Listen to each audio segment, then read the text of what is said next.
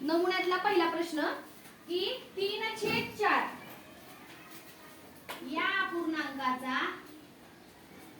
या पूर्णांकाशी सममूल्य असलेला आणि त्याचा छेद किती पाहिजे 20 पाहिजे असा पूर्णांक तुम्ही ह्या चारही पर्यायातून शोधा। मग पहिला पर्याय आपण बघा 12/20, दुसरा पर्याय बघा 15/20 बरोबर, तिसरा पर्याय बघा 18/20 आणि चौथा पर्याय आहे 20/40। मग आपल्याला छेद किती पाहिजे 20।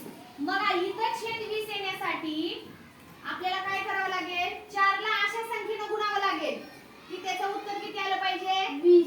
मग 4 ला किती ने गुणल्यावर उत्तर 20 येते 5। मग ह्याला गुणिले जर 5 केलं तर खाली ज्या संख्येने गुणले त्याच संख्येने वर गुणायचं असतं। मग किती उत्तर आलं बाळांनो 3/5 15 आणि 4/5 20 म्हणजे हा पूर्णांक मिळाला।